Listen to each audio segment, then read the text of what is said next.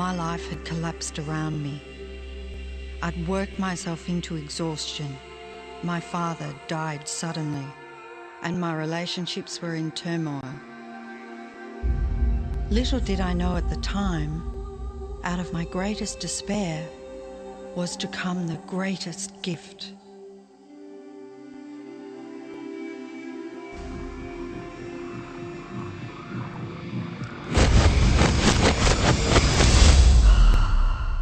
I'd been given a glimpse of a great secret.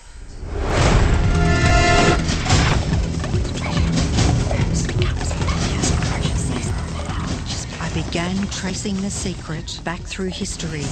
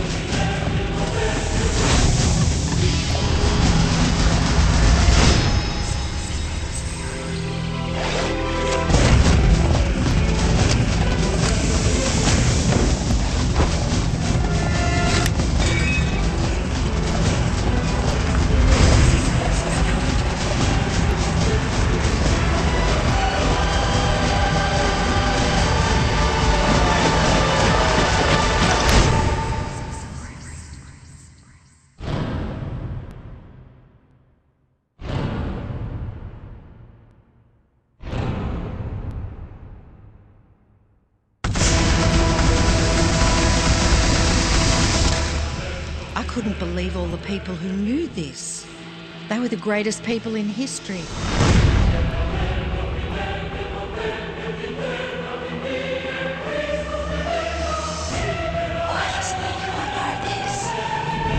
All I wanted to do was share the secret with the world. I began searching for people alive today who know the secret. One by one, they began to emerge.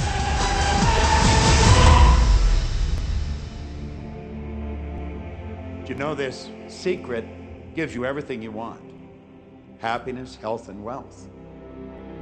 You can have, do, or be anything you want.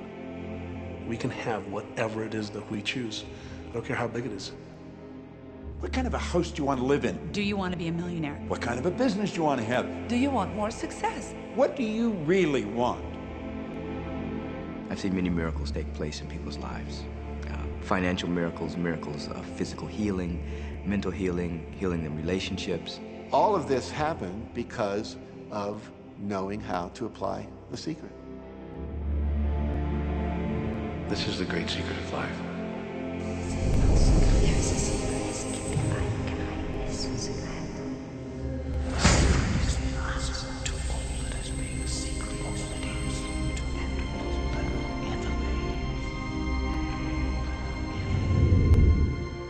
You've probably been sitting there wondering, what is the secret?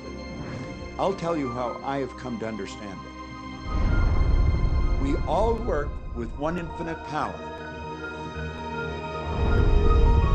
We all guide ourselves by exactly the same laws. The natural laws of the universe are so precise that we don't even have any difficulty building spaceships. We can send people to the moon, and we can time the landing with the precision of a fraction of a second. I don't care if you're in India, if you're in Australia, New Zealand, Stockholm, or London, or Toronto, or Montreal, or New York. We're all working with one power, one law. It's attraction. The secret is the law of attraction. Everything that's coming into your life, you are attracting into your life. And it's attracted to you by virtue of the images you're holding in your mind. It's what you're thinking. You see, whatever is going on in your mind, you're attracting to you. Now, wise people have always known that. You can go right back to the ancient Babylonians. They've always known this. It's a small, select group of people. Why do you think that 1% of the population earns around 96% of all the money that's being earned? Do you think that's an accident? It's no accident. It's designed that way. They understand something. They understand the secret. And you are being introduced to the secret. The simplest way for me to look at the law of attraction is if I think of myself as a magnet, and I know that a magnet will attract to it. Very basically put, the law of attraction says that like attracts like. But we're really talking at a level of thought. Our job as humans is to hold on to the thoughts of what we want, make it absolute clear in our minds what we want, and from that we start to invoke one of the greatest laws in the universe, and that's the law of attraction. You become what you think about most, but you also attract what you think about most. If you see it in here, you're going to hold it here. And that principle can be summed up in 3 simple words. Thoughts become things. What most people don't understand is a thought has a frequency. Every thought has a frequency. We can measure a thought. And so if you're thinking that thought over and over and over again, or if you're imagining in your mind, okay, having that brand new car, having the money that you need, building that company, finding your soulmate, if you imagine what that looks like, you're emitting that frequency on a consistent basis. Thoughts are sending out that magnetic signal that is drawing the parallel back to you. See yourself living in abundance, and you will attract it. It always works. It works every time with every person. Here's the problem. Most people are thinking about what they don't want, and they're wondering why it shows up over and over and over again. The law of attraction doesn't care whether you perceive something to be good or bad, or whether you don't want it or whether you do want it. It's responding to your thoughts. So if you're sitting there looking at a mountain of debt, feeling terrible about it, that's the signal you're putting out into the universe. Wow, I feel really bad because of all this debt I've got. You're just affirming it to yourself. You feel it on every level of your being. That's what you're going to get more of.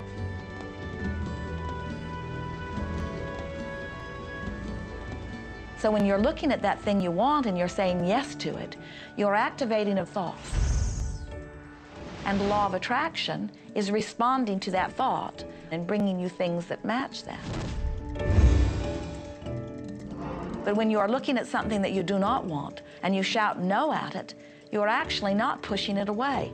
Instead, you are activating the very thought of what you do not want, and now law of attraction is lining those things up for you also. This is a universe that is based upon attraction. Everything is about attraction. The law of attraction is always working. Whether you believe it or understand it or not, it's always working. You might be thinking about the past or the present or the future, but whether you're remembering or observing or imagining, still in that process you are activating thought. And law of attraction, which is the most powerful law in the universe, is responding to your thought. Creation is always happening. Every time an individual has a thought or a prolonged, chronic way of thinking, they're in the creation process. Something is going to manifest out of those thoughts. Law of attraction says, we'll give you whatever it is you say and focus on. And so if you're complaining about how bad it is, what you're creating is more of how bad it is. Oh, look! I got that!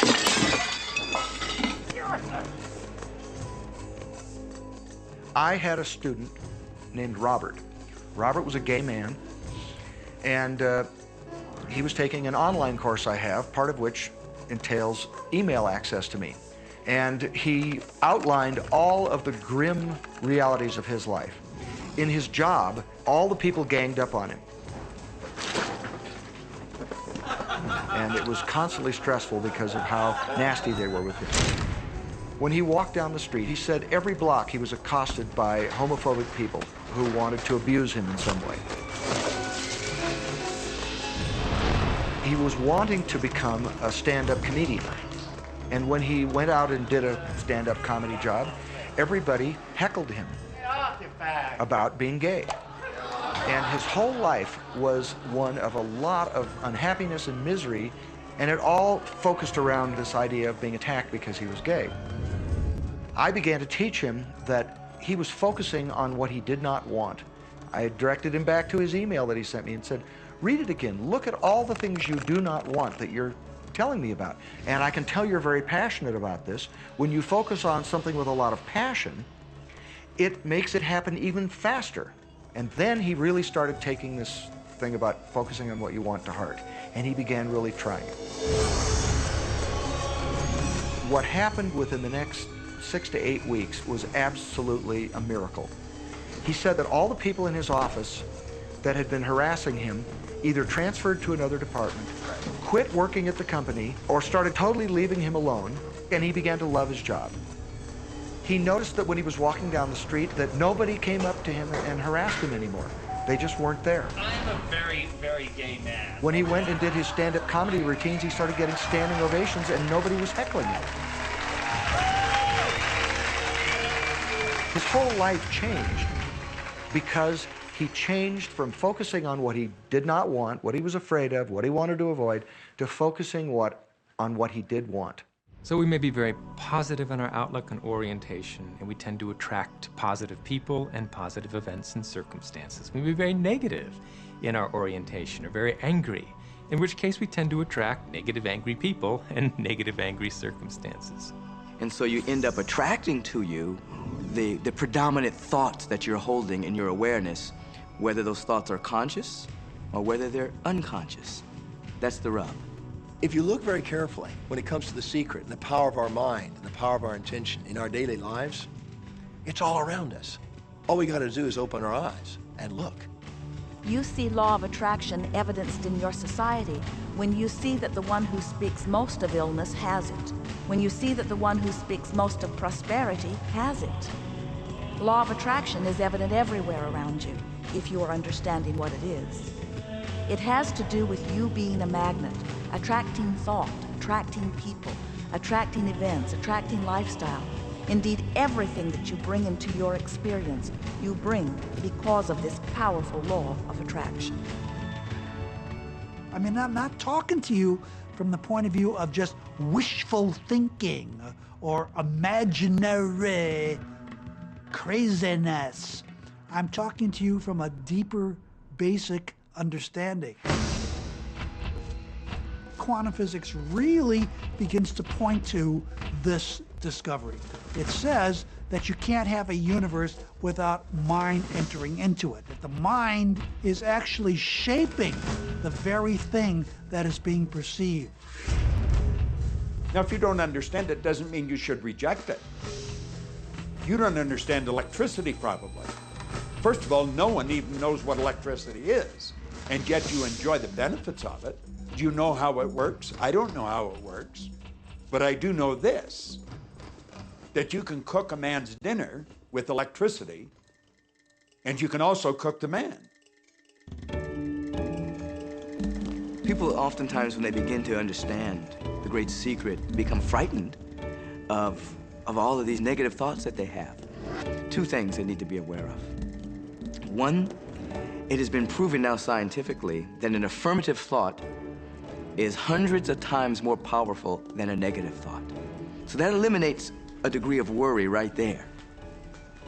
You live in a reality where there is this buffer of time, and truly that serves you. You're really not wanting to be in an environment where your thoughts manifest immediately.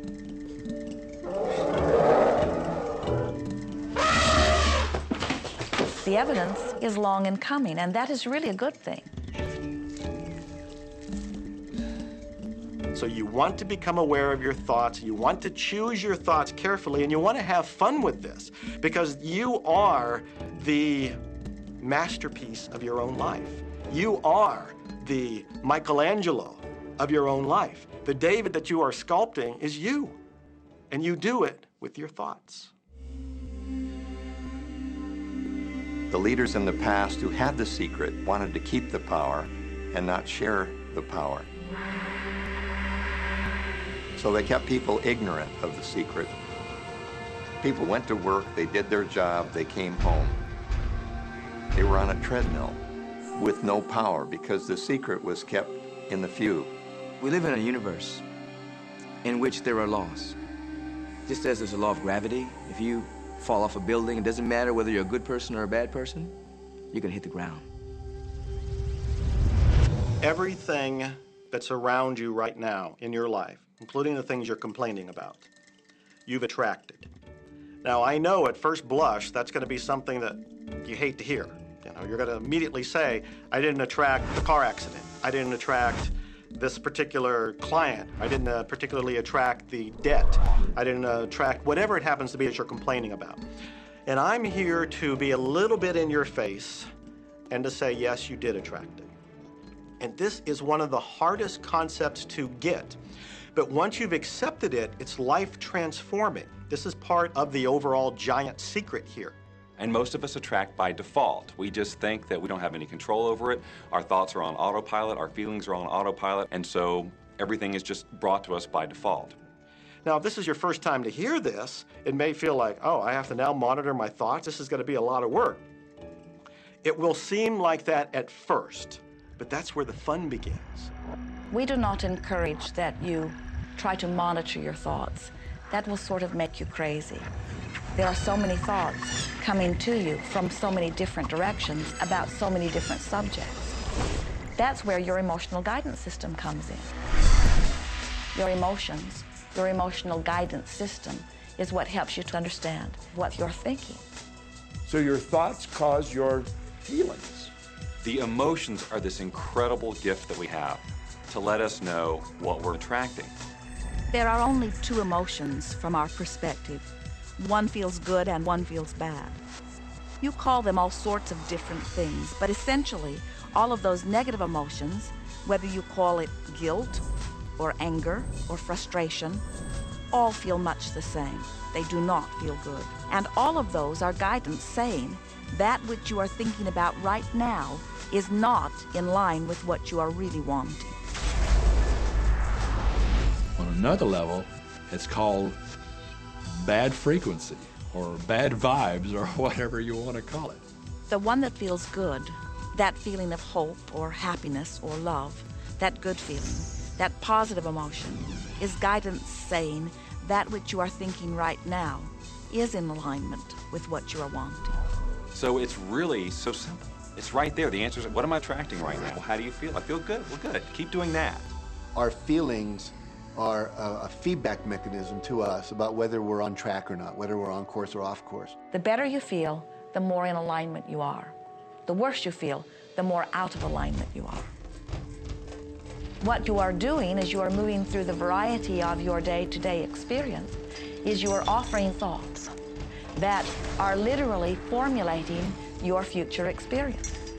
And you can tell by the way you feel if the things that you're moving toward will please you when you get there.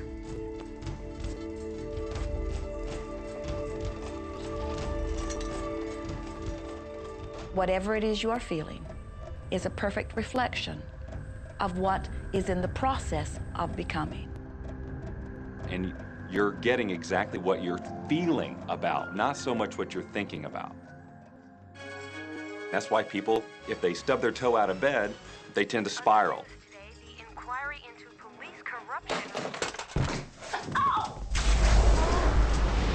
The whole day goes like that, you know?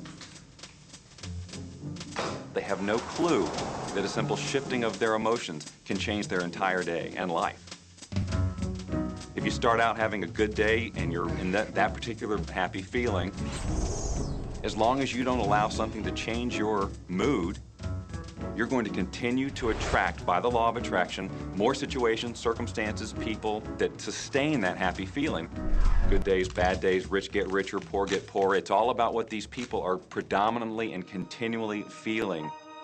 You can begin right now to feel healthy. You can begin to feel prosperous.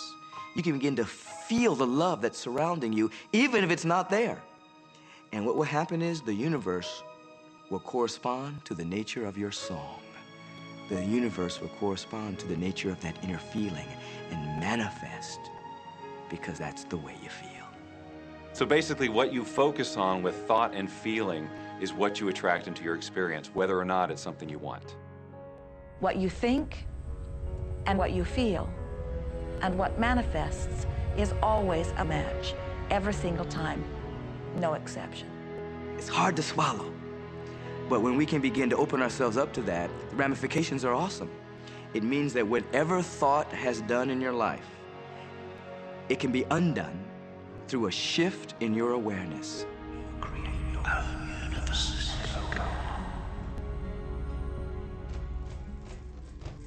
It's really important that you feel good, because this feeling good is what goes out as a signal into the universe and starts to attract more of itself to you. So the more you can feel good, the more you will attract the things that help you feel good, and it'll keep bringing you up higher and higher. When you're feeling down, do you know that you can change it like that? Put on a beautiful piece of music. Start singing. That'll change your emotion. Or think of something beautiful. Think of a baby. Maybe one you love. And dwell on it. Really keep that thought in your mind. Block everything out but that thought. I guarantee you'll start to feel good. This principle applies to your family pet, for instance, which I believe are wonderful because they put you in a great emotional state. When you feel love for your pet, that's a great state of love that's going to bring goodness into your life. What a gift that is.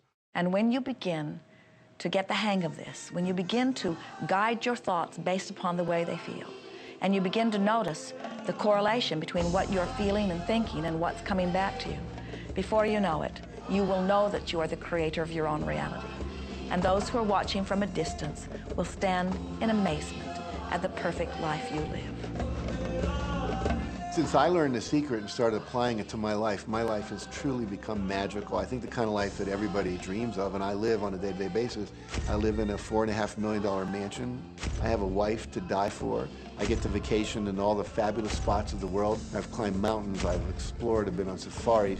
And all of this happened and continues to happen because of knowing how to apply the secret. Life can be absolutely phenomenal, and it should be, and it will be, when you start using the secret.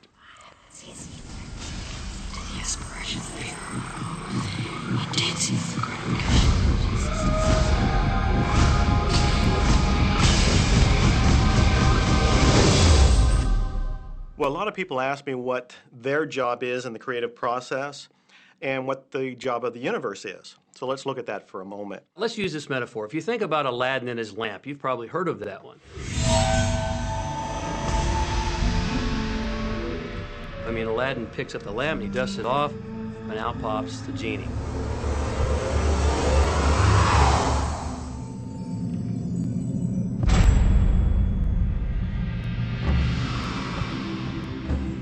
And the genie always says one thing. Your wish is my command. If you trace the story back to its origins, you know, we now think that there's 3 wishes, but if you trace the story back to its origins, there's absolutely no limit whatsoever to the wishes. Think about that one. Now, let's take this metaphor and blow it out and apply it to you in your life. Remember, Aladdin is the one who always asks for what he wants. Then you've got the universe at large, which is this grand genie, and traditions, you know, have called it so many different things. Your holy guardian angel, your higher self. I mean, we could put any label on it, and you choose the one that works best for you. But every tradition has told us there's something bigger than us. And the genie always says one thing. Your wish is my command. So we like to say to you that the creative process is a 3-step process. Step 1 is you must ask for what you want. You do not need to use words to ask. In fact, the universe is not even hearing words from you. The universe is responding completely to your thoughts.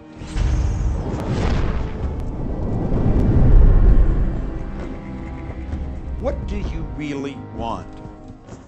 Sit down and write it out on a piece of paper. Write it in the present tense. You might begin by writing, I am so happy and grateful now that, and then explain how you want your life to be in every area. And this is really fun. This is like having the universe as your catalog, and you flip through it and you go, well, I'd like to have this experience, and I'd like to have that product, and I'd like to have a person like that. It is you just placing your order with the universe. It's really that easy. The second step is answer, an answer to what you're asking. And that is not your work in your physical form. The universe will do that step for you. All of the universal forces are responding to the thoughts that you have set into motion. Your wish is my command. And the universe will start to rearrange itself to make it happen for you. Most of us have never allowed ourselves to want what we truly want because we can't see how it's going to manifest.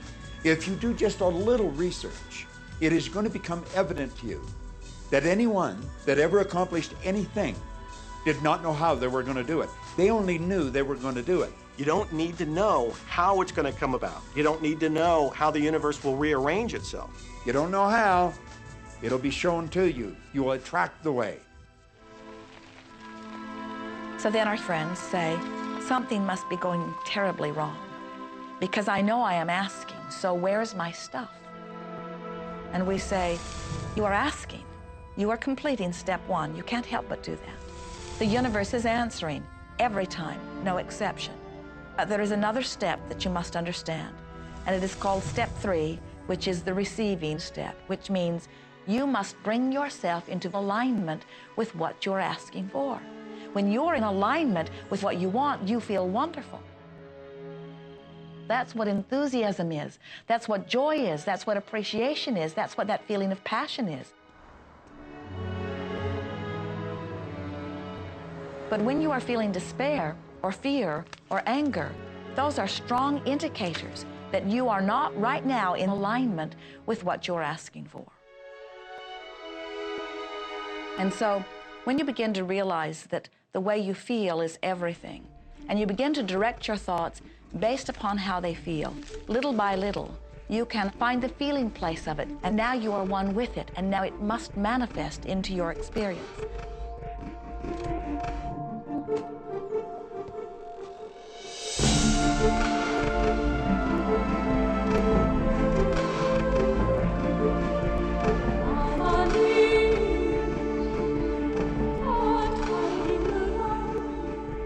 And when you turn that fantasy into a fact, you're in the position to build bigger and better fantasies. And that, my friend, is the creative process. So the law of attraction, the study and practice of the law of attraction is just figuring out what will help you generate the feelings of having it now. Go test drive that car. Go shop for that home. Get in the house. Do whatever you have to do to generate the feelings of having it now and remember them. Whatever you can do to do that will help you to literally attract it. It could be you wake up and it's just there, it's manifest. Or you might get some inspired idea of some action to take. You certainly shouldn't be going, well, I could do it this way, but man, I would hate that, because you're not on the right track if that's the case. Action will sometimes be required, but if you're really doing it in line with what the universe is trying to deliver, it's going to feel joyous, you're going to feel so alive, time will just stop, you could do it all day. The universe likes speed. Don't delay, don't second guess, don't doubt. When the opportunity's there, when the impulse is there, when the intuitive nudge from within is there, act. That's your job. And that's all you have to do. You will attract everything that you require. If it's money you need, you'll attract it. If it's people you need, you'll attract it. If it's a certain book you need, you'll attract it. You've got to pay attention to what you're attracted to. Because as you hold images of what you want, you're going to be attracted to things and they're going to be attracted to you. But it literally moves into physical reality with and through you. And it does that by law. You can start with nothing. And out of nothing and out of no way, a way will be made. Think of this, a car driving through the night, the headlights only go 100 to 200 feet forward, and you can make it all the way from California to New York driving through the dark because all you have to see is the next 200 feet. And that's how life tends to unfold before us. And if we just trust that the next 200 feet will unfold after that, and the next 200 feet will unfold after that, your life will keep unfolding, and it will eventually get you to the destination of whatever it is you truly want because you want it. Take the first step. You don't have to see the whole staircase. Just take the first step. Well, another thing people wonder about is how long is this going to take? How long will it take to manifest the car, the relationship, the money, whatever it happens to be? Well, I don't have any rule book that says it's going to take you 30 minutes or 3 days or 30 days. I think it's more a matter of you being in alignment with the universe itself. Size it's nothing to the universe. It is no more difficult to attract on a scientific level something that we consider huge to something that we consider infinitesimally small. The universe does everything it does with zero effort. Grass doesn't strain to grow. It's effortless. It's just this great design. It's all about what's going on up here. It's about what we put in place, saying this is big, it's going to take some time. This is small, oh, I'll give it an hour. You know, those are our rules that we define. There are no rules according to the universe. You provide the feelings of having it now, it will respond. Some people have an easier time with little things, and so we sometimes say, well, start with something small, like a cup of coffee. Make it your intention to attract a cup of coffee today. Hold an image of talking to an old friend that you haven't seen for a long time. Somehow or another, somebody's going to start talking to you about that person. That person's going to phone you, or you'll get a letter from them. People are amazed how that I line up car parks, and I've done this right from when I first understood the secret. I would visualize a car space exactly where I wanted, and 95% of the time it would be there for me, and I'd just pull straight in. 5% of the time I'd have to wait just a minute or two, and the person would pull out and I'd pull in. So I do that all the time.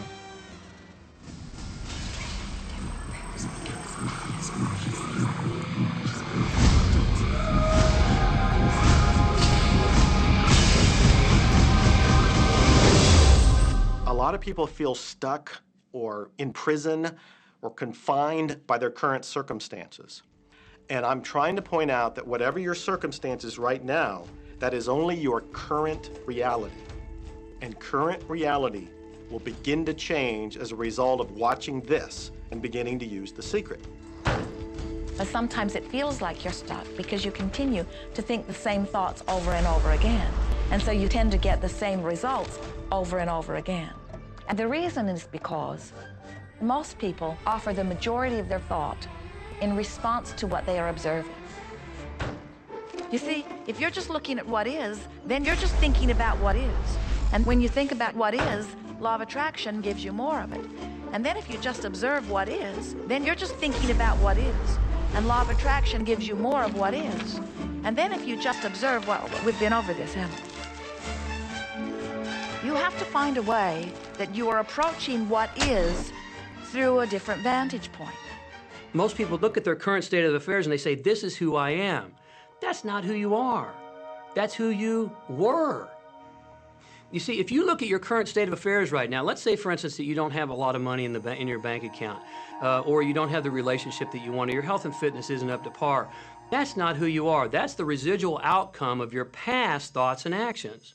So we're constantly living in this residual, if you will, of the thoughts and the actions we've taken in the past. When you look at your current state of affairs and define yourself by that, then you doom yourself to have nothing more than the same in the future. All that we are is the result of what we have thought. Okay, what can you do right now to begin to turn your life around? I'll tell you 2 or 3 things. Start making a list of things to be grateful for. Start with that, because this shifts your energy. It starts to shift your thinking. Where before this exercise, you might be focusing on what you don't have, and you might be focusing on your complaints, and you might be focusing on whatever the problems are. When you do this exercise, you start to go in a different direction. You start to be grateful for all the things that you feel good about. Gratitude is absolutely the way to bring more into your life. Every man knows that when his wife's appreciating him for the little things he does, what does he want to do? He wants to do more.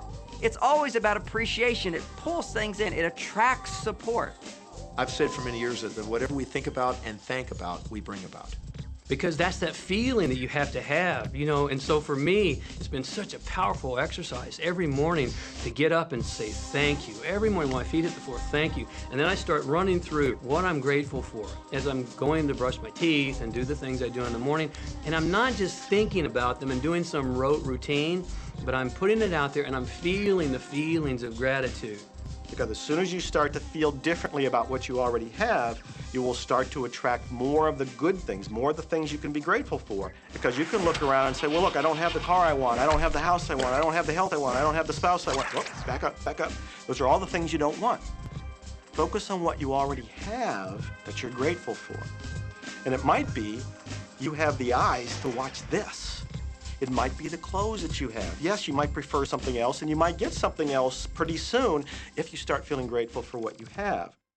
I think everybody goes through times when they say, oh man, things aren't working right, or things are going bad, and there were some things going on in my family, and I found a rock. I'm just sitting here holding this rock. You might see me carrying around. I found a rock, I stuck it in my pocket, and I said, you know what, every time I touch this rock, I'm going to think of something that I'm grateful for. And so every morning when I get up in the morning, I pick it up off the dresser, I put it in my pocket, and I go through the things that I'm grateful for. At night, what do? You empty your pocket, and there it is again. And I've had some different experiences with that. I've had some amazing experiences. I had a guy from South Africa, and he saw me drop it. He said, what is that? Well, what's that? I explained it to him, so he started calling it a gratitude rock. Gratitude rock. 2 weeks later, I got an email from him, from South Africa. And he said, my son is dying from a rare disease. It's a type of hepatitis. He said, would you send me 3 gratitude rocks? Now, they're just rocks I found off the street, you know? So I said, sure. I had to make sure that the rocks were very special. And so I went out to the stream, looked, picked out the right rocks, and sent them off to him. 4 or 5 months later, I get an email from him. He said, my son's better, he's doing terrific, and he said, but you need to know something. He says, we've sold over 1,000 rocks at $10 a piece as gratitude rocks, and we've raised all this money for charity. Thank you very much. And so it's very important to be in an attitude of gratitude, as I call it. Another thing that I would suggest that you do right now to turn your life around, and this is so huge that I can't find the words to describe just how powerful this can be for you.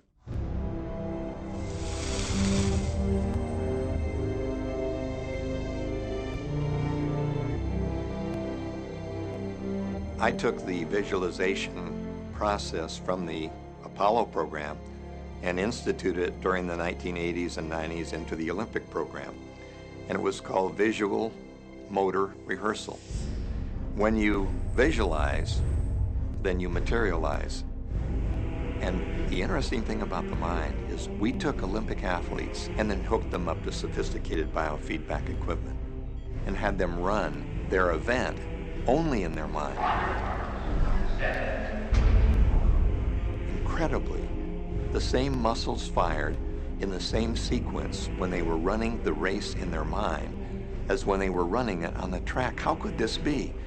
Because the mind can't distinguish whether you're really doing it or whether it's just a practice. I think if you've been there in the mind, you'll go there in the body. When you're visualizing, when you've got that picture playing out in your mind, always and only dwell upon the end result.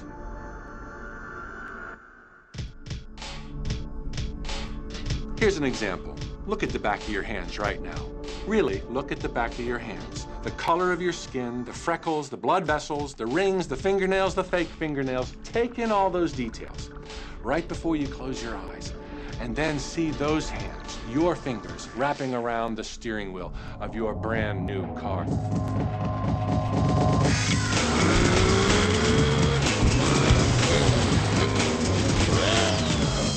This is such a holographic experience, so real in this moment that you don't even feel like you need the car because it feels like you already have it. It's the feeling that really creates the attraction, not just the picture or the thought. And I think for a lot of people, they think, well, if I think positive thoughts or if I visualize having what I want, that'll be enough. But if you're doing that and still not feeling abundant or feeling, loving and joyful, then it doesn't, from my mind, really create the power of the attraction. This is where the secret actually moves into action. You put yourself in the feeling place of really being in that car, not, oh, I wish I could get that car, or someday I'll have that car, because that's a very definite feeling associated with that. It's not in the now, it's not, you know, it's in the future. If you stay in that feeling, it will always be in the future. Feel the joy, feel the happiness, no matter how silly it seems in that dark and quiet room, and you're going, woohoo, do it. A lot of people will say, you know, come on, do I have to do that? How bad do you want change?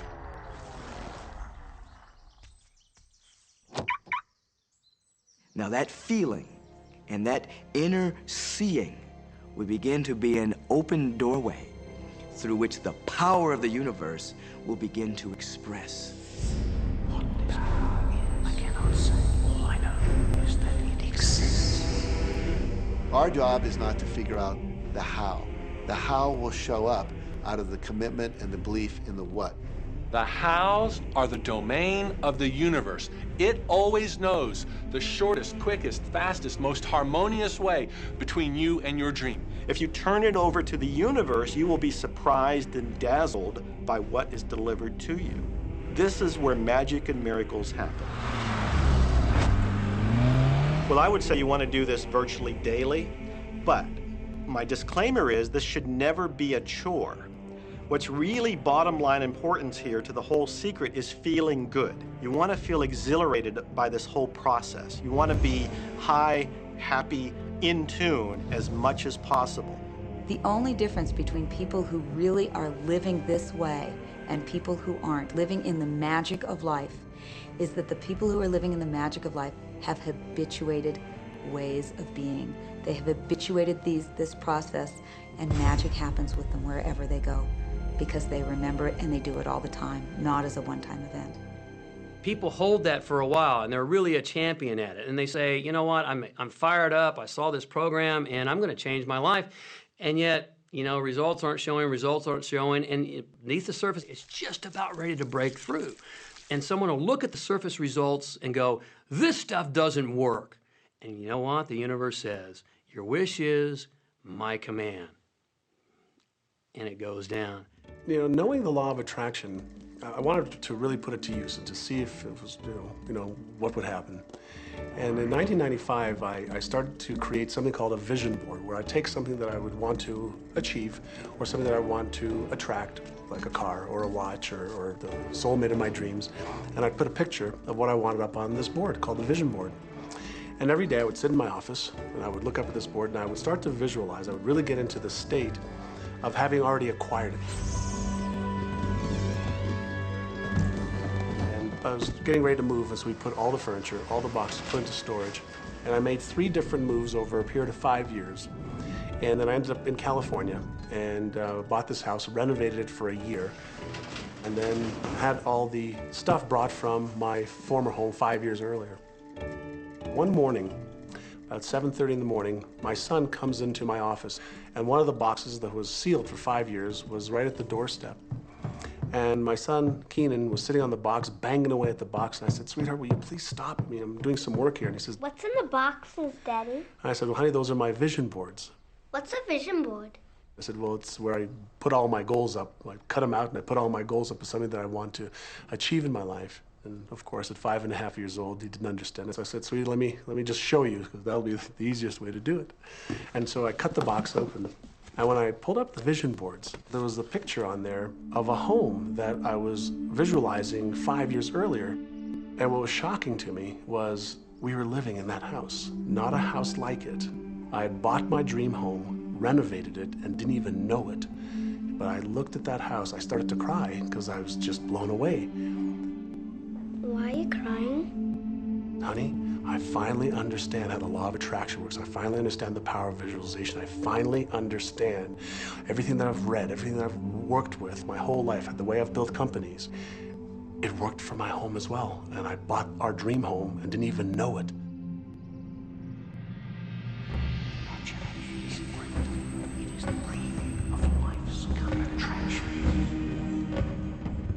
Decide what you want, believe you can have it, believe you deserve it, believe it's possible for you. And then close your eyes every day for several minutes and visualize having what you already want and feeling the feelings of already having it. Come out of that and focus on what you're grateful for already. And really enjoy it, okay? And then go into your day and release it to the universe and trust that the universe will figure out how to manifest it.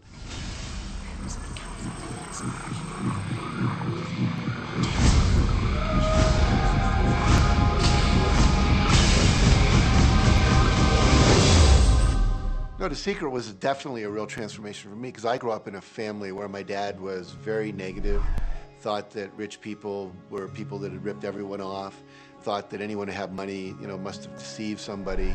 And so I grew up with a lot of beliefs about money, that if you had it, it made you bad. Only evil people have money. And, money doesn't grow on trees. That was a big one. Who do you think I am, Rockefeller? That was one of his favorite phrases. So I grew up truly believing that life was difficult, that it was hard, you had to struggle. And it was only when I met W. Clement Stone that I literally began to shift my life. Whatever the mind of man can conceive and achieve. When I was working with Stone, he said, I want you to set a goal that's so big that if you achieved it, it would blow your mind. And you would know it's only because of what I've taught you that you would have achieved this goal. Well, at the time, I was making about $8,000 a year. And for some reason, I wanted something that was really measurable. So I said, I want to make $100,000 in a year. Now, I had no idea how I could do that. I saw no strategy, no possibility, but I just said, I'm going to declare that, I'm going to believe it, I'm going to act as if it's true, and release it. And so I did that. And one of the things he taught me was every day to close your eyes and visualize the goal as if it's already achieved. And I had actually made a $100,000 bill that I put on the ceiling. So the first thing I'd see when I woke up, I'd look up and there it was. And it would remind me that this was my intention. And then I would close my eyes and visualize having this $100,000 a year lifestyle. And interestingly enough, nothing major happened for about 30 days. I didn't have any great breakthrough ideas. No one was offering me more money. And all of a sudden, I was in the shower, it was about 4 weeks into it, and I had a $100,000 idea. It just came right into my head. I had a book I had written, and I said, if I could sell 400,000 copies of my book at a quarter each, that'd be $100,000. Now, the book was there, but I never had this thought. And one of the secrets, I think, is that when you have inspired thought, you have to trust it, and you have to act on it. Now, I didn't know how to do that. I didn't know how I was going to sell 400,000 copies. We'd never done that. And then I saw the National Enquirer at the supermarket. I had seen that millions of times, and it was just background. And all of a sudden, it jumped out of me as foreground, and I thought, wow, if readers knew about my book, certainly 400,000 people would go out and buy it. And about 6 weeks later, I gave a talk at Hunter College in New York to 600 teachers, and this lady comes up at the end and she says, that was a great talk. I'd like to interview you.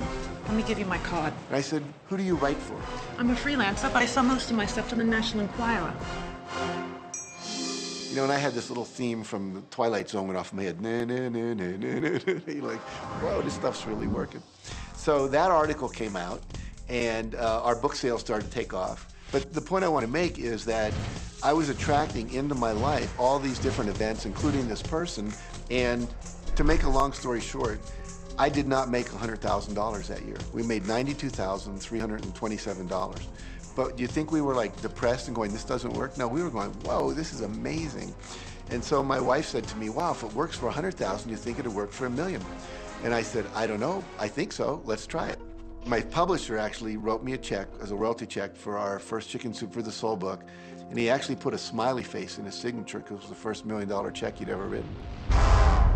And so I know from my own experience, because I wanted to test it, does this secret really work? And when we put it to the test, it absolutely worked. And now I live my life from that every single day. Well, I can just imagine what a lot of people that are watching this are thinking. And that is, how can I attract more money into my life? How can I get more of the green stuff?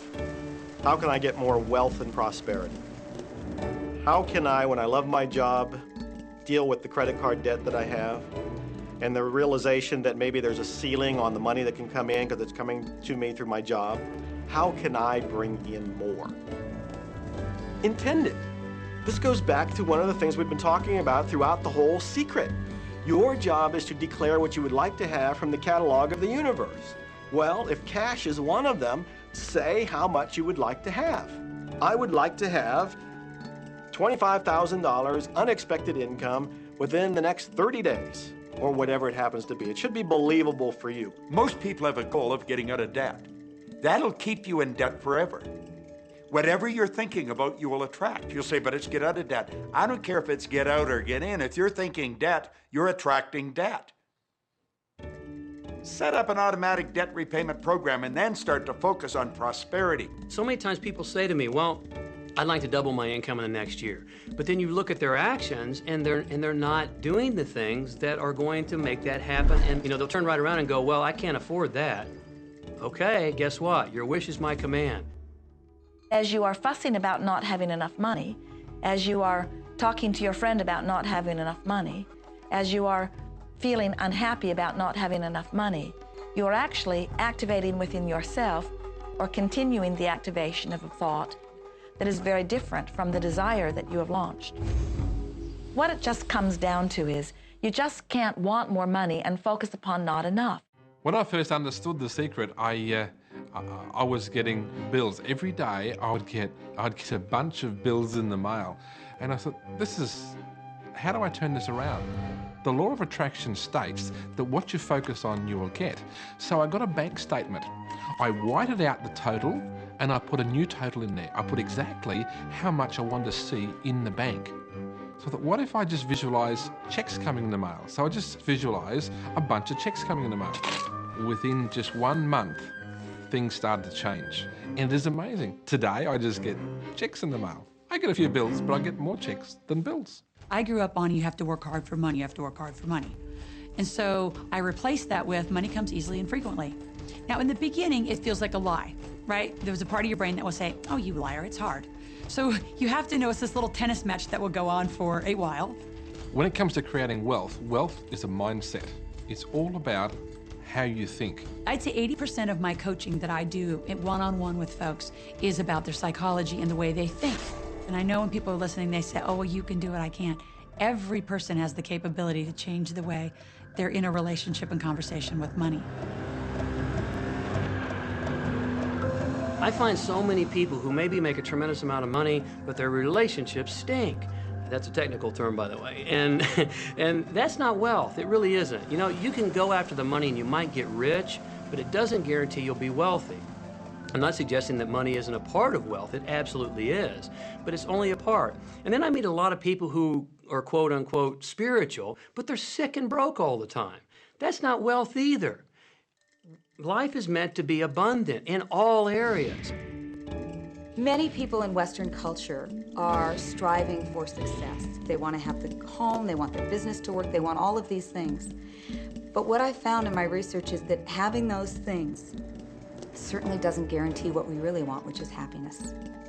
And that's when all those outer things come. They don't come from going after them first to get happiness. It's backwards.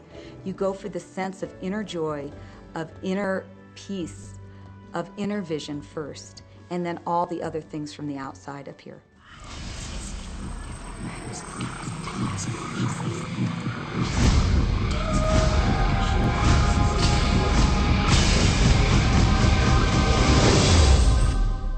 The secret means for me actually that we are creators of our universe, and that every wish of what we want to create will manifest in our life. Therefore, it's very important what you wish, what your thoughts are, what your feelings are, because it will manifest. Now, one day I went into somebody's home, and he was an art director of a very famous film producer. And in every corner, he had this beautiful image of a woman, a naked woman dressed with a fabric, kind of doing this, kind of saying, oh, I don't look at you, I don't see you, And I said, I think you have trouble in your romance. Are you a clairvoyant or something? No, but look, 7 places you have exactly that woman. But I love that kind of painting. I painted it myself. That's even worse, I said, because you put all your creation and your creativity in it. Now, he's this gorgeous-looking man. He has all these actresses around him because that's the work he does. He doesn't get romance. I said, what do you want? Well, I want to date 3 women a week. Okay, paint yourself with 3 women and hang it in every corner.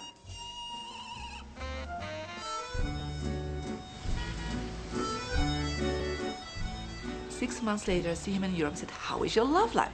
Great. They just call me. They all want to date me. Because that's your wish. Now I have like 3 dates a week. They're fighting over me. Good on you. But I really want to stabilize a little bit.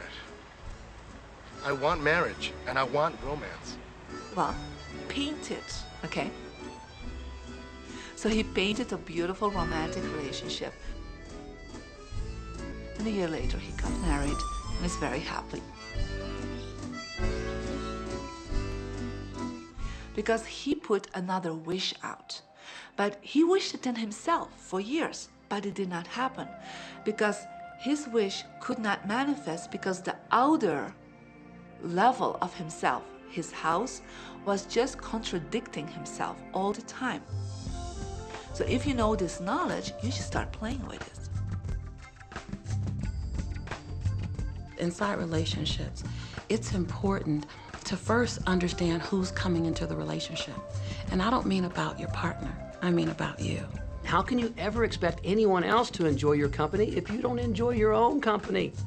And so, again, the law of attraction or the secret is about bringing that into your life, and you've got to get really, really clear. Here's the question I would ask you to consider. Do you treat yourself the way that you want other people to treat you? You become the solution for you. Don't like, now you owe me and you need to give me more. Instead, give more to yourself. Take time off to give to yourself, in a sense, to fill yourself up to fullness, to where now you can overflow in giving. I got into many relationships expecting my partner to show me my beauty. I needed to see him showing me my beauty because I didn't feel beautiful. Because when I was growing up, my sheroes were Charlie's Angels, the Bionic Woman, Wonder Woman. And though they were wonderful women, none of them looked like me. It wasn't until I stopped and I fell in love with Lisa, full lips, round hips, mocha skin, afro, that the rest of the world began to fall in love with Lisa. There's something so magnificent about you. I have been studying me for 44 years. I want to kiss myself. Because you're going to get to love yourself. I'm not talking about conceit. I'm talking about a healthy respect for yourself. And as you love yourself, you'll love others. Sometimes people will say, those people at work are so negative, or the man I live with is so angry, or my children are so worrisome to me. And we say, you must orient yourself to the best part of those people who surround you. We encourage that you get a notebook and that you make a list of the positive aspects of the people that you spend a lot of time with.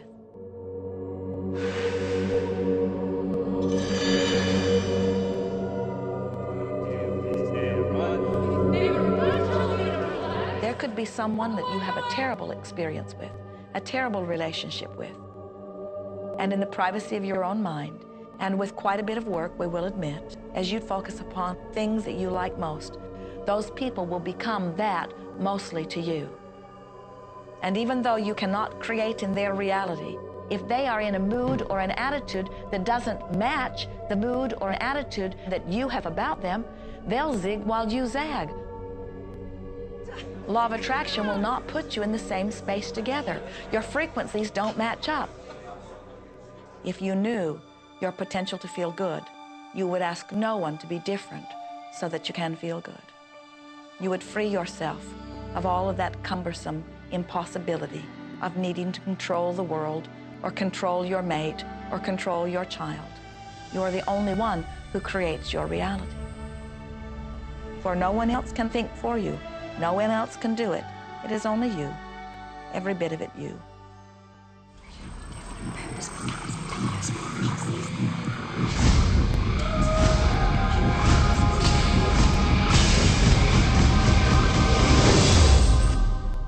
It's important to recognize that our body is really the product of our thoughts.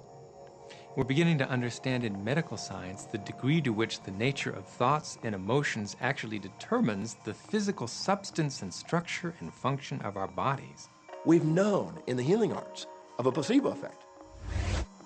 A placebo is something that supposedly has no impact and no effect on the body, like a sugar pill or something. You tell the patient that this is just as effective, and what happens is the placebo has the same effect, if not greater effect, than sometimes the medication is supposed to be designed for that effect. So they found out that the human mind is the biggest factor in the healing arts. more so than sometimes the medication.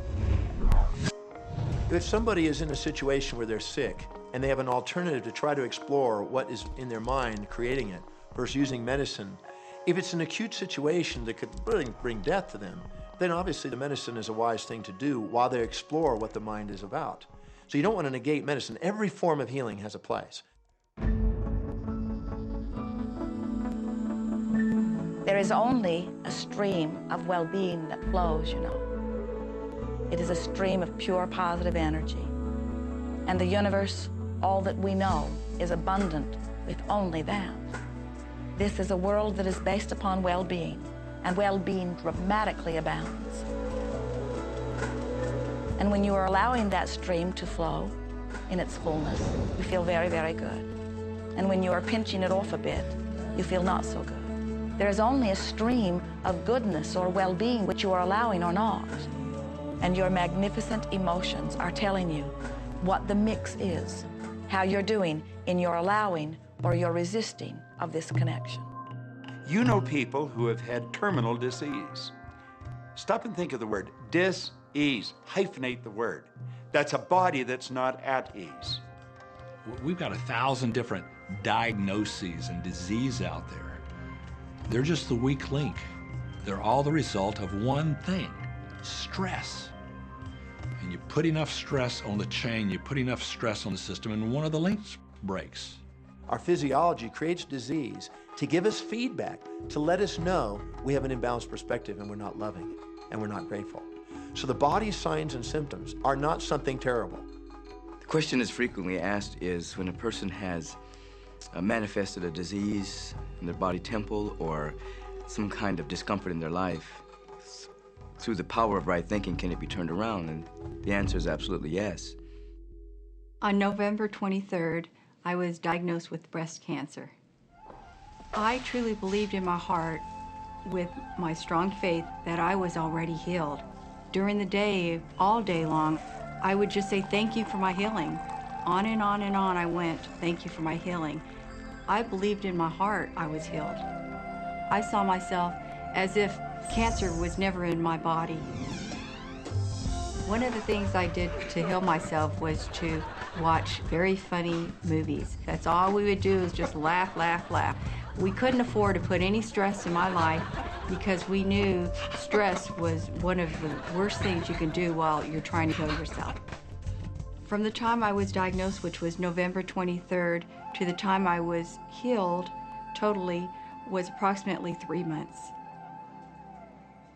And that's without radiation and chemotherapy. Well, we come with a basic program. It's called self-healing. You get a wound, it grows back together. You get a bacterial infection, the immune system comes and takes care of those bacteria and heals it up. The immune system is made to heal itself. Dis-ease cannot live in a body that's in a healthy emotional state. Your body is casting off millions of cells every second, and it's creating millions of new cells. In fact, literally, parts of our body are replaced every day. Other parts take a few months, other parts a couple of years. But within a few years, we have a brand new physical body. If you have a disease and you're focusing on it and you're talking to people about it, you're going to create more disease cells. See yourself living in a perfectly healthy body. Let the doctor look after the disease. Can you feel the difference between having painful arthritis in your hips and feeling fearful about it, or having painful arthritis in your hips and feeling hopeful about it? The difference between fearful and hopeful is the difference between recovery or not. Happier thoughts lead to essentially a happier biochemistry, a happier, healthier body. Negative thoughts, stress, has been shown to seriously degrade the body and the functioning of the brain, because it's our thoughts and emotions that are continuously reassembling, reorganizing, recreating our body. Remove physiological stress from the body, and the body does what it was designed to do. It heals itself. I've seen kidneys regenerated. I've seen cancer dissolved. I've seen eyesight improve and come back. I always say that incurable means curable from within. You can change your life and you can heal yourself.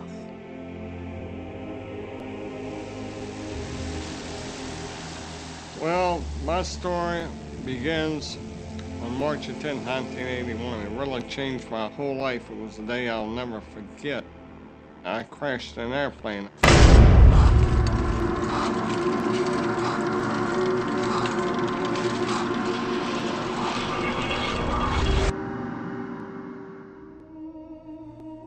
I ended up in the hospital completely paralyzed. My spinal cord was crushed. I broke the first and second cervical vertebrae. My swallowing reflex was destroyed. I couldn't eat or drink. My diaphragm was destroyed. I couldn't breathe. All I could do was blink my eyes. The doctors, of course, said all my life I'd be a vegetable. All I'd do is blink my eyes the rest of my life. That's the picture they saw of me, but it didn't matter what they thought. The main thing was what I thought.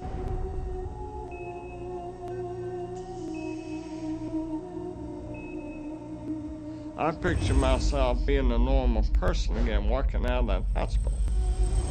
The only thing I had to work with in the hospital was my mind. As long as you have your mind, you can put things back together again.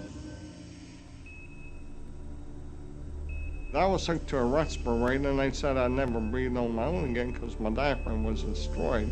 But this little voice kept saying to me, breathe deep, breathe deep.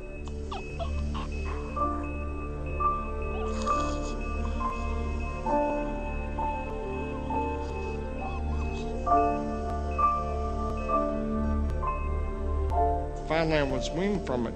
They were at a loss for an explanation. See, I could not afford to allow anything to come in my mind that would distract me from my goal and from my vision.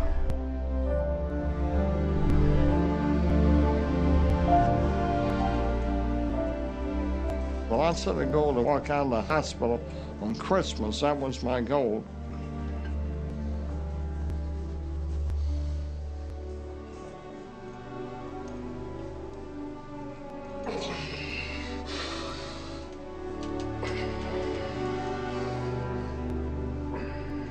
Months later, I walked out of the hospital on my own 2 feet.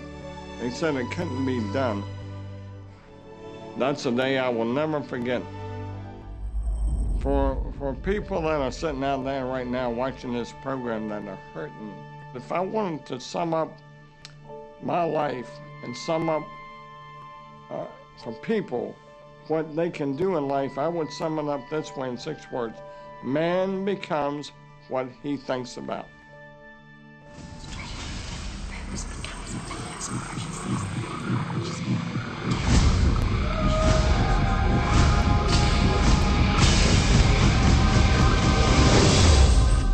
We notice that there are so many people who are living life in a very conditional way. They look out and they see things that are wonderful and they say, yes, we want more of those. We would vote for that. We would support that with our time and energy and money.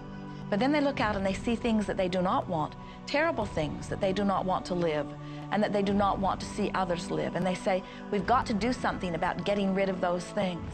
But they don't realize that as they push against the unwanted, they add power to it. In this world, there is a war against poverty and a war against cancer and a war against teenage pregnancy and a war against terrorism and a war against violence and a war against terrorism. We mentioned that there's a war against terrorism, and all of this pushing against is only adding to, because you can't say no and make it go away. When you shout no, law of attraction is lining that up. The reason that what you resist persists is because if you're resisting something, you're saying, no, I don't want this thing because it makes me feel this way, the way I'm feeling right now. So you're just putting out this really strong emotion of, wow, I really don't like this feeling, and it's there, and it just comes racing towards you. You know, the anti-war movement creates more war. The anti-drug movement has actually created more drugs because we're focusing on what we don't want, drugs. People will say, well, shouldn't I focus upon that? That is true. And we say, that is like saying, because someone gave their attention to something they did not want long enough that now it is manifested, I should do it too.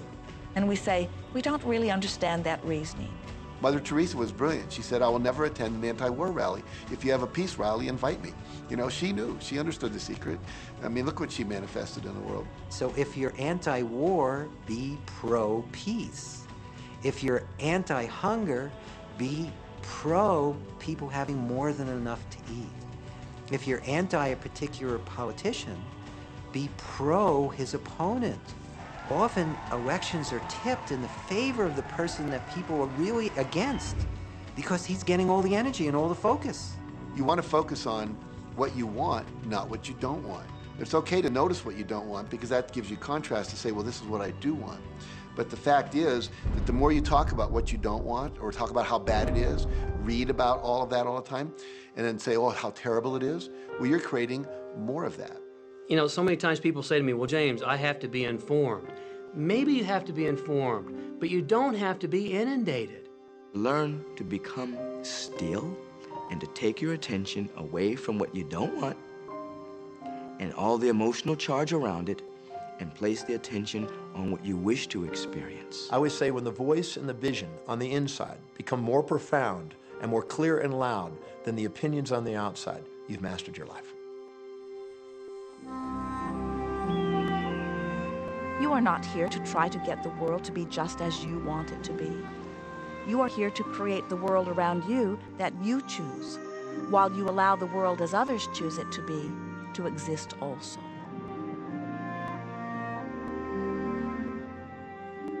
One of the questions I get almost all the time, and it's probably on somebody's mind right now if it's not on yours, and that's the idea that, well, if everybody uses The Secret and they all treat the universe like a catalog, aren't we going to run out of stuff? Won't everybody just make a run for it and bust the bank?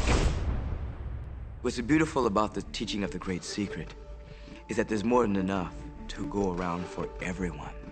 There is a lie that acts like a virus within the mind of humanity. And that lie is there's not enough good to go around. There's lack, and there's limitation, and there's just not enough. That lie has people living in fear, greed, stinginess, and those thoughts of fear, greed, stinginess, and lack become their experience. So the world has taken a nightmare pill. Now the truth is, there's more than enough good to go around. There's more than enough creative ideas. There's more than enough power. There's more than enough love. There's more than enough joy. All of this begins to come through a mind that is aware of its own infinite nature. Every great teacher who's ever walked the planet has told us that life was meant to be abundant. And so, just when we think that resources are dwindling, we find new resources to achieve the same things. And so even though we say we have lack, it's because we don't open up our vision and see all what's around us. You know, when everybody starts to live from their heart and go for what they want, they don't go for the same things. That's the beauty of this. We don't all want BMWs. We don't all want the same person. We don't all want the same experiences. We don't all want the same clothing. We don't all want fill in the blank. There's enough for everyone. If you believe it, if you can see it, if you act from it, it will show up for you. That's the truth. So let the variety of your reality thrill you as you get to choose from among it those things that you're wanting. And when you see something that you want in your experience, think about it. Find the feeling place of it. Get inside of it. Talk about it and write it down. Write a script about it. Make it your reality by becoming a match to it. And when you see those things that you're not wanting in your experience, do not talk about them. Don't write about them. Don't join groups that worry about them. Don't push against them. Do your best to ignore them. Remove your attention from the things that you do not want, while you give your undivided attention to the things that you do want. Most of the leaders in the past missed the great part of the secret, which is empowering and sharing with others. This is the best time to have ever been alive in history. It's the first time we've ever had the power to gain knowledge at our fingertips.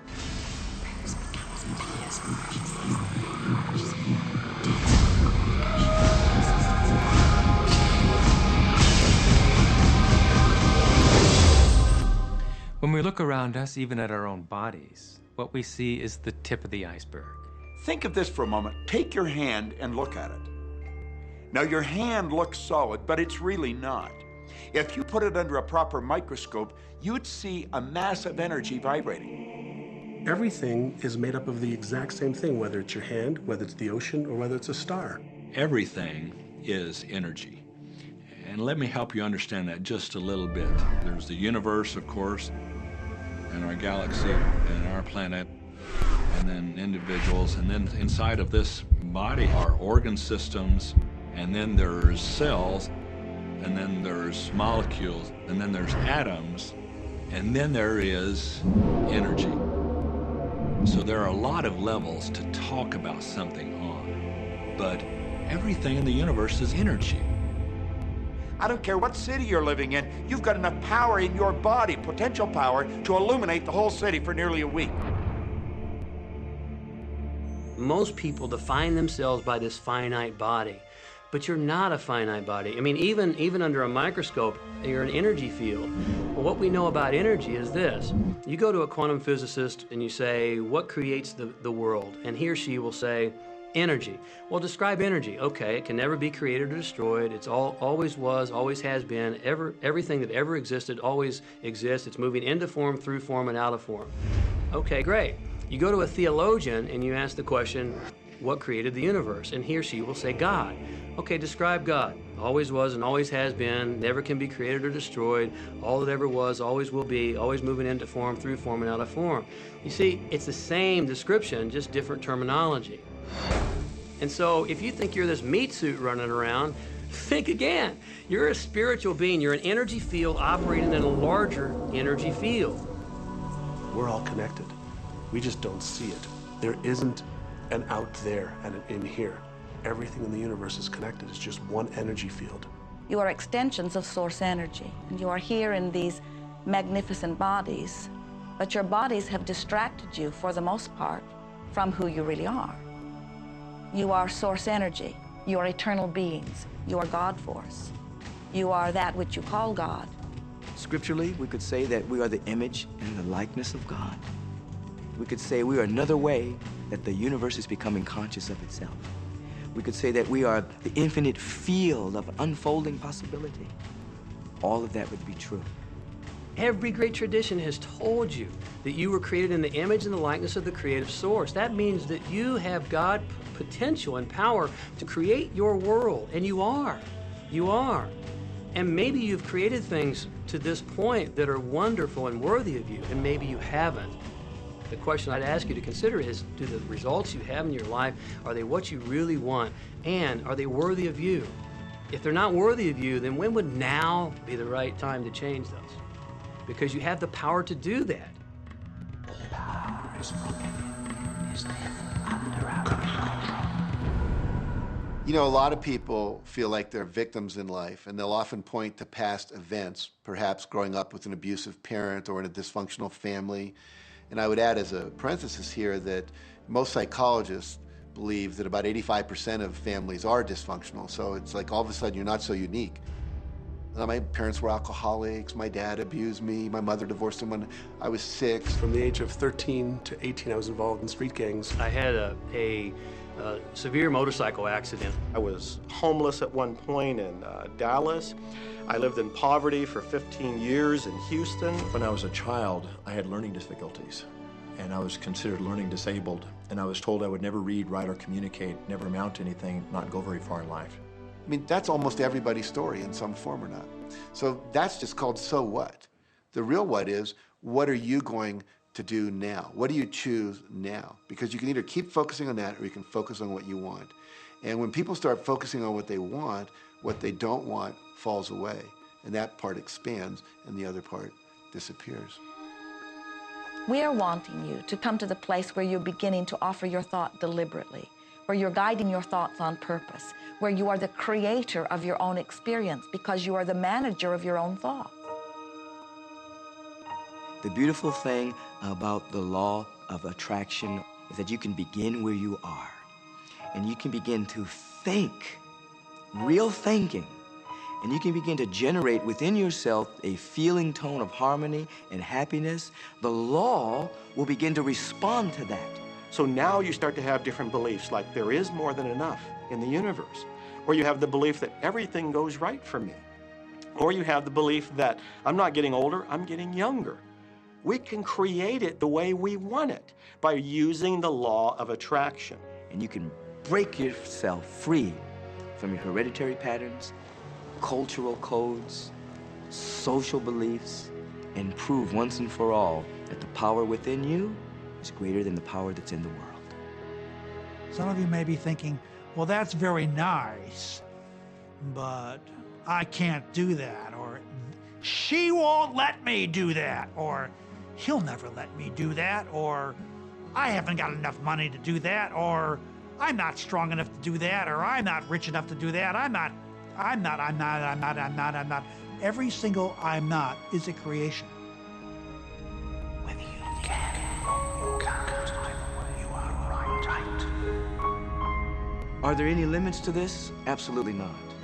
We are unlimited beings. We have no ceiling. The capabilities and the talents and the gifts and the power that is within every single individual on this planet is unlimited.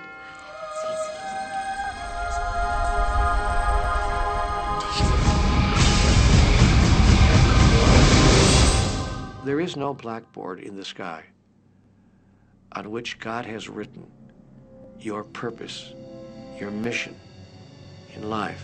There's no blackboard in the sky that says Neil Donald Walsh, a handsome guy who lived in the first part of the 21st century, who, colon, then there's a blank, you know, and all I have to do to really understand what I'm doing here, why I'm here, is to find that blackboard and find out what God really has in mind for me. But the blackboard doesn't exist. So your purpose is what you say it is. Your mission is the mission you give yourself. Your life will be what you create it as, and no one will stand in judgment of it now or ever. It took a lot of years for me to get this, because I grew up very much with this idea that, you know, there was something I was supposed to do, and if I wasn't doing it, I was like, God wouldn't be happy with me, you know? When I really got that my primary aim was to feel and experience joy, then I began to do only those things which brought me joy. We have a saying, you know, if it ain't fun, don't do it, you know? Joy, love, freedom, happiness, laughter. That's what it is. And if you've just experienced joy sitting there and meditating for an hour, by golly, do that. If you experience joy eating a salami sandwich, then do that. When I pet my cat, I'm in a state of joy. When I walk in nature, I'm in a state of joy. So I want to constantly put myself in that state. And when I do that, then all I have to do is have the intention of what I want, and what I want manifest. So inner happiness actually is the fuel of success. Anything that makes you feel good is always going to be drawing in more. You are listening to this right now. It's you that drew this into your life. It's your choice whether you want to take it and utilize it. If it feels good, if it doesn't feel good, then you know, let it go. Find something that feels good, that resonates with your heart.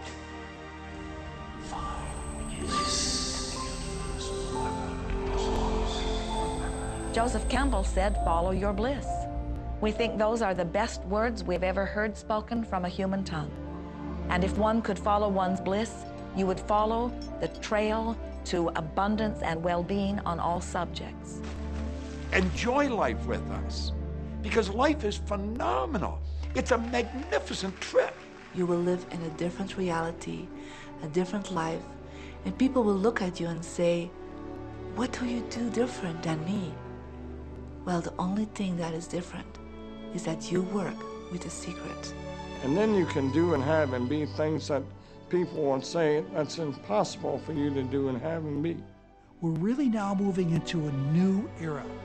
It's the era where the last frontier is not space, as Star Trek would say, but it's going to be mind. I see a future of unbounded potential, unbounded possibilities. Remember, we're using at most 5% of the potential of the human mind. 100% human potential is the result of proper education. So imagine a world where people were using their full mental and emotional potential. We could go anywhere. We could do anything, achieve anything. See yourself with the good that you desire. Every religious book tells us that. Every great book on philosophy, every great leader, all the avatars who have ever lived, go back and study the wise ones. Many of them have been presented to you in this program. You know what? They all understood one thing. They understood the secret. Now you understand it. And the more you use it, the more you'll understand it. You may be feeling that it would be easier to be hearing these words if they had come to you the first day of your experience upon this earth. And if we were talking to you on your first day of physical life experience, we would say to you, welcome to planet Earth.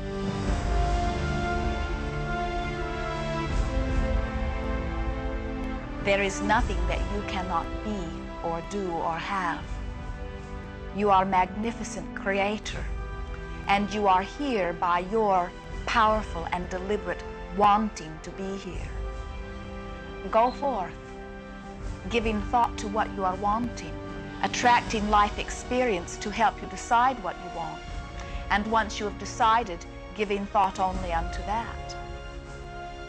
Most of your time will be spent collecting data that will help you decide what it is you want. But your real work is to decide what you want and then to focus upon it. For it is through focusing upon what you want that you will attract it. That is the process of creating. I believe that you're great, that there's something magnificent about you. Regardless of what has happened to you in your life, regardless of how young or how old you think you might be, the moment you begin to think properly, there's something that is within you, there's power within you that's greater than the world, it will begin to emerge. It will take over your life. It will feed you. It will clothe you. It will guide you, protect you, direct you, sustain your very existence if you let it. Now that is what I know for sure.